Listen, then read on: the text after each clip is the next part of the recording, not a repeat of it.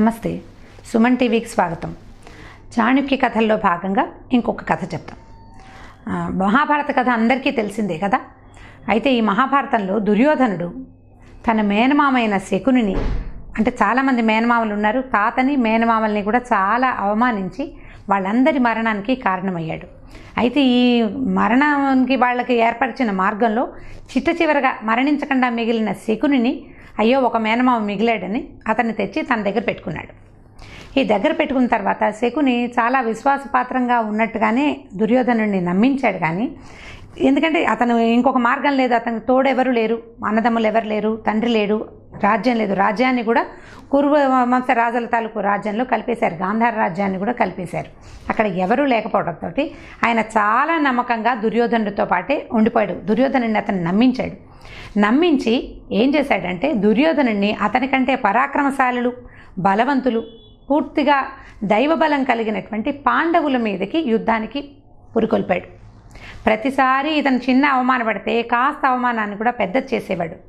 నువ్వెందుకు ఇబ్బంది పడాలి, నువ్వు రాజుకు పెద్ద కొడుకువి, నిజానికి మీరు రాజు అవ్వాల్సింది మీ నాన్నే, ఇప్పుడు ఆల్రెడీ రాజుగా ఉన్నాడు, అతను పెద్ద కొడుకు కాబట్టి రాజు తాలూకు రాజ్యం పెద్ద కొడుకు రావాలి, న్యాయం ప్రకారం అది నువ్వే తీసుకోవాలి, కానీ పాండవులకి ఎందుకు ఇవ్వాలని ప్రతిసారి దుర్యోధనుడిని ఉసుగొల్పేవాడు. పాండవుల మీదకి ఉసుగొల్పి చివరికి ఏం చేశాడంటే పూర్తిగా కురుక్షేత్ర యుద్ధానికి కారణమయ్యాడు.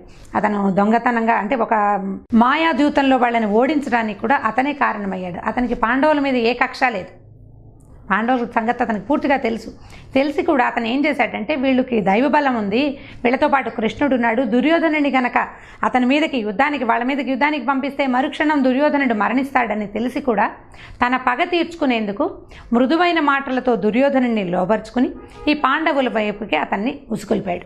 అయితే దీనికి మన చాణక్యుల వారు ఒక 2 వాక్యాల్లో ఏం చెప్పారంటే, నీ వల్ల అవమానింపబడిన వాడిని కానీ, నీ వల్ల ఓడిపోబడిన వాడు కానీ, అంటే నువ్వు ఓడించిన వాడిని కానీ ఎప్పుడూ నమ్మకూడదు, వాడిని నీతోటి ఉండనివ్వకూడదు. ఇప్పుడు మీరిద్దరు స్నేహితులు ఉన్నారు, ఓ బెట్ కడతారు, బెట్లో ఓడిపోతాడు, వాడికి ఏదో చిన్న శిక్ష ఇస్తావు, నువ్వు ఏదో చొక్కా లేకుండా ఉండాలనో లేకపోతే ఇదేదో చిన్న పందాలు వేసుకుంటారు కదా.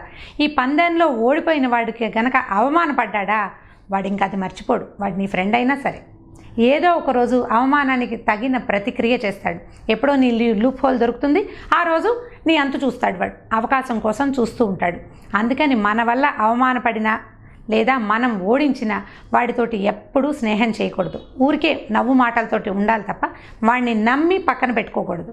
అలా నమ్మి పక్కన పెట్టుకున్నందుకే దుర్యోధనుడు పూర్తిగా సమూలంగా అతని వంశం నాశనం అయిపోయింది.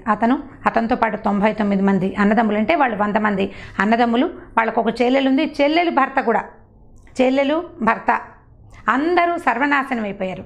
ఎందుకు సర్వనాశనం అయ్యారంటే దుర్యోధనుడి తాలూకు ఒక మూర్ఖత్వం, ఒక తెలివి తక్కువతనం.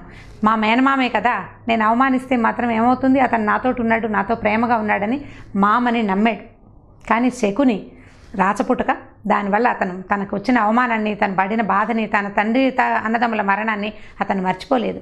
అవకాశం కోసం చూసి దుర్యోధనుడు ఏ పాయింట్ ఆఫ్ వ్యూలో మాట్లాడితే అతను తనకి లొంగుతాడో, తన మాట విని అగ్నివైపు వెళ్ళే శలభంలాగా వెళ్తాడో తెలుసుకుని ఆ రకంగానే మాట్లాడి, అంటే చివరిదాకా దుర్యోధనుడిని నమ్మిస్తూనే ఉన్నాడు, నేను నీ పక్షం వాడిని అని నమ్మించి చివరికి దుర్యోధనుడి మరణానికి శకునే కారణమయ్యాడు.